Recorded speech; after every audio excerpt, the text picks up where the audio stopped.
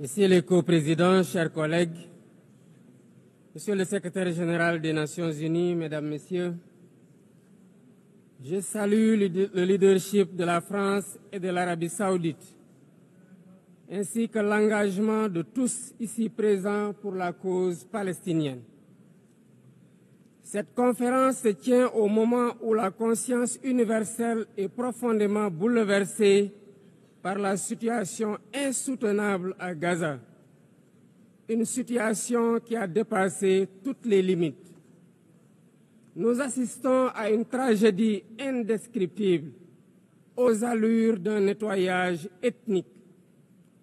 Devant tant d'inhumanité, se taire, ne pas agir, ce n'est pas une option. Ce serait même une complicité passive. Nous sommes là pour rappeler le sens des principes fondateurs des Nations Unies, la souveraineté des peuples, l'égalité des droits, la paix par la justice, le respect du droit international et la protection des populations civiles, même en temps de guerre. Autant de valeurs aujourd'hui anéanties dans les décombres de Gaza. Le Sénégal réaffirme son engagement constant pour une solution à deux États, palestiniens et israéliens, vivant côte à côte, chacun à l'intérieur de frontières sûres et internationalement reconnues. C'est ce que veut le plan de partage décidé par les Nations Unies. C'est aussi une exigence de paix et de sécurité pour les peuples des deux pays, une exigence de justice, une exigence d'humanité. C'est pourquoi le Sénégal soutient la déclaration finale de notre rencontre préparée par la conférence ministérielle de juillet dernier, à laquelle mon pays avait coprésidé la table ronde sur le respect du droit international. Pour faire la différence, nous devons ensemble envoyer un message clair. L'occupation doit cesser. La souffrance des civils doit cesser. Il faut travailler à un cessez-le-feu immédiat. Israël doit arrêter ses bombardements et autoriser l'acheminement de l'aide humanitaire par l'ONU. L'ONU doit envisager le déploiement d'une mission de stabilisation et d'observation pour s'assurer de l'arrêt des actes illégaux. Bref, la promesse de deux États doit enfin être tenue. À ce propos, je salue le récent vote massif à l'AG de l'ONU de la résolution pour une solution pacifique à deux États. Le Sénégal salue aussi la décision historique des pays ayant décidé de reconnaître aujourd'hui l'État palestinien. Président du Comité pour l'exercice inaliénable des droits du peuple palestinien, le Sénégal continuera de s'associer à toute initiative visant à favoriser le retour à une paix durable en terre palestinienne. J'en appelle à la conscience universelle. Il ne s'agit pas ici de choisir un camp contre un autre, mais de défendre la vie, de faire entendre la voix de la raison et du droit, et de préserver ce qui fait notre humanité commune, la capacité d'empathie, de justice et de solidarité. Il est temps de prendre des mesures concrètes pour la création d'un État palestinien viable. Je vous remercie.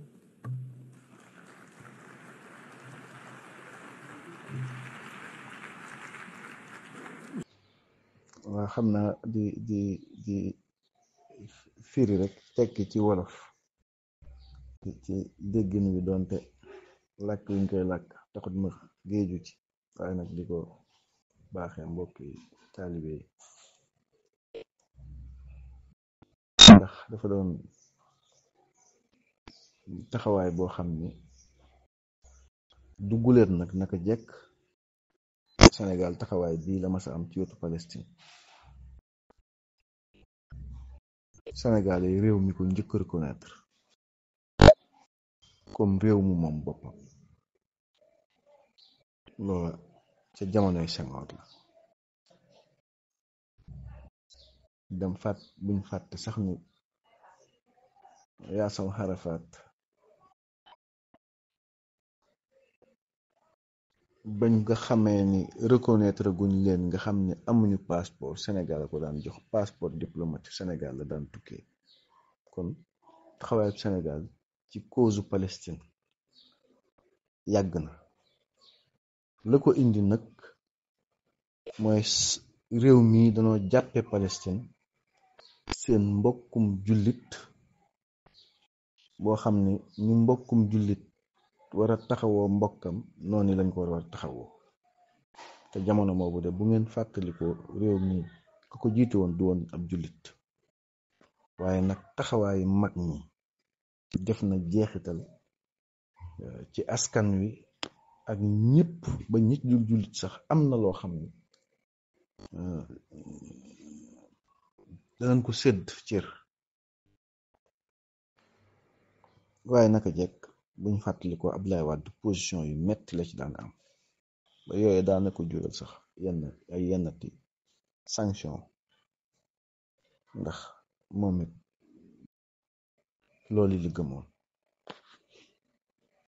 jamonoy Macky Sall taxawaay bi mësta soppeeku Sénégal dafa mës a nekk ci wetu Palestine gone yii nag biñ ñëwee fa mag ñi awoon rekk lañu aw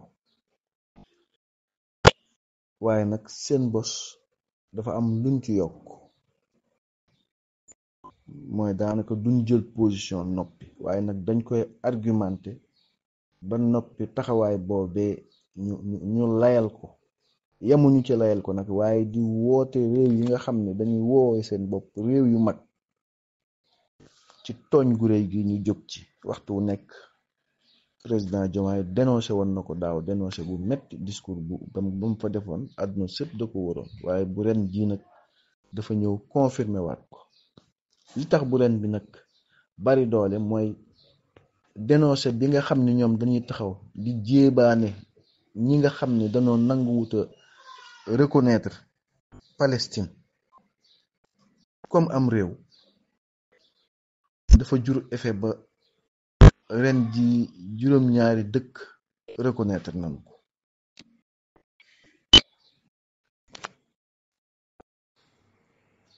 mi ngi ubbee ci nuyu mbokki njiiti réew yim fi fekk yépp waaye nag sargal France jaajëfal leen ak Arabie Saoudite loola dafa am lu tax maanaam France dafa mësta nangoo reconnaître daa bokkoon sax ci ñuy xeex Palestine xeex bu metti waaye bokk na ci la ko tax dëkk Sénégal bi Diomaye mii da cee bokk ba mu def jéego boo xam ni jéego boobu ndax France day réewum juif loolu mooy dëgg France seen fondement juif lan ñoom dañoo gëm ne ay juif lan waaw France bu demee ba reconnaître xam nga def na effort bu rëy moo tax Diomaye kañ leen ndax boo ko bu nit ñi déggee rek mu kañ France kañ Arabie Saoudite dañuy jaaxle waaye ba ci Arabie Saoudite waaw effort yi ñu def dafa rëy waaw réewi naar yi décision yi ñu jël fan yi ci ginnaaw bañ sosoo ak nëga ni daanaka après la guerre des 3 jours réewi naar yi mësuñu koo jël mu ne ndaje mii nga xam ne ñu ngi fi ndaje di ko def waxtu wi ñu koy def situation ba nga xam ne doomi Palestine yi fa Gaza ca la nekk kenn mënatu koo dékku ndax catastrophe la mu ne ndax musiba mi fi mu yegg xel mësu koo mën a xalaat waaw tooñ gi jalgati gi jéggi na dayo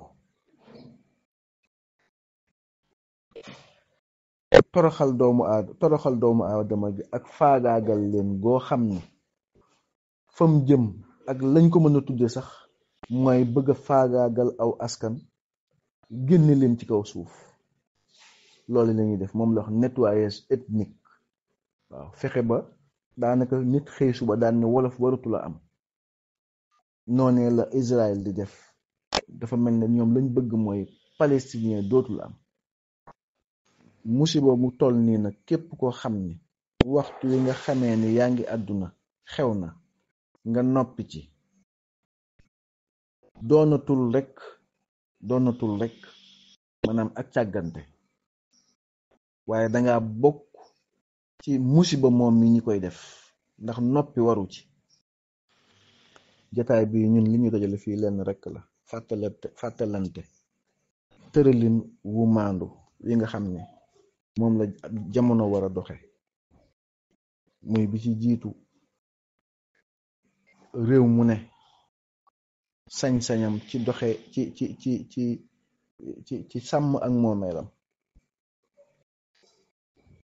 waaye ci ni ñu sàmmal ko ak moomeelam, ci ñu maandu ci ak moomeelam.